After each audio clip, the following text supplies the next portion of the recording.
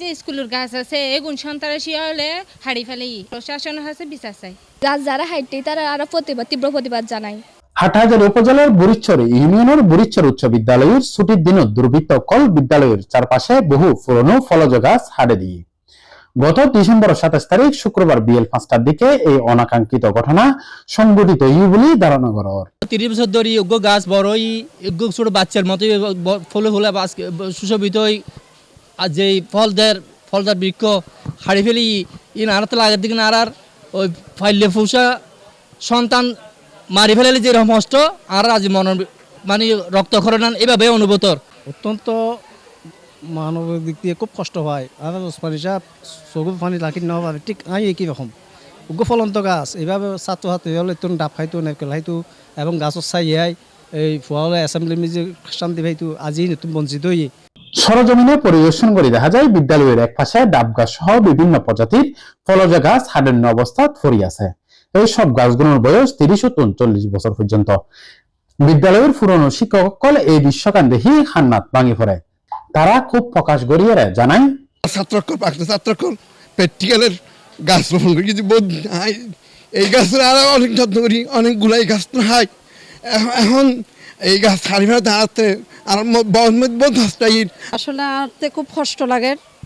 আমি যাতে স্কুলে জয়েন করছিল থেকে আসলে নারকেল গাছ মানে অন্যান্য গাছ ইয়েন আর সন্তানের মতো গড়িয়ে বাড়ি বেরিয়ে উঠি অনেক যেদুগুণ ফল আসছিলেন রে ফলন্ত গাছ ফল দেখিলেও আলাদা মনে জোড়া যায়গুই। এই স্কুলের যে সুন্দর পরিবেশ ছিল গাছ কাটার ফলে পরিবেশটা নষ্ট হয়েছে।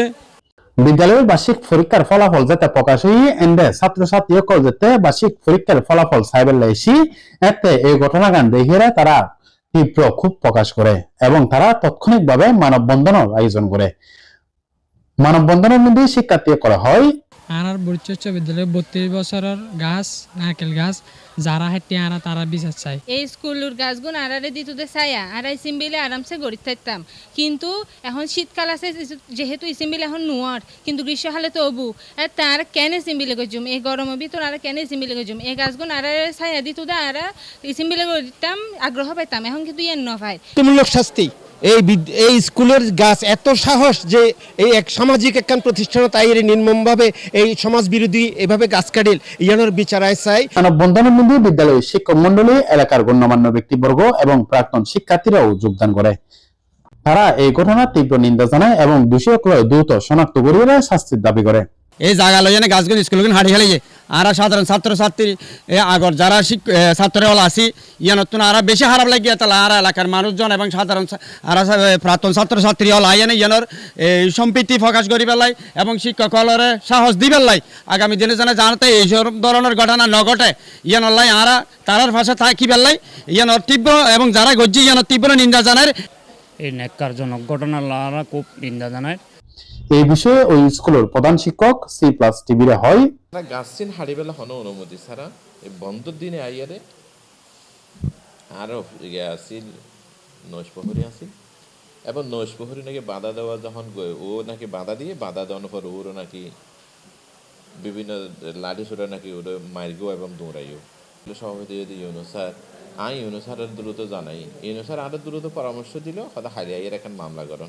এই বিষয়ে হারাজারি মডেল থানায় একখান লিখিত অভিযোগ দায়ের করে পুলিশ জানাই এই বিষয়টা তদন্ত করিয়ে যথাযথ ব্যবস্থা গ্রহণ করে। এলাকার সাধারণ মানুষও এই ঘটনা তীব্র নিন্দা জানাই এবং বিদ্যালয়ের পরিবেশ রক্ষায় আরো সচেতন বেলায় আহ্বানও জানাই।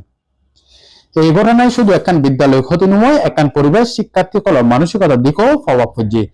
স্থানীয় প্রশাসন এবং জনগণের সম্মিলিত প্রচেষ্টায় এমন অপরাধ প্রতিরোধ করার সম্ভব হবে এমনটাই প্রত্যাশা করে সাধারণ মানুষ। Shoebur Rahman, C+ TV, Chittagong.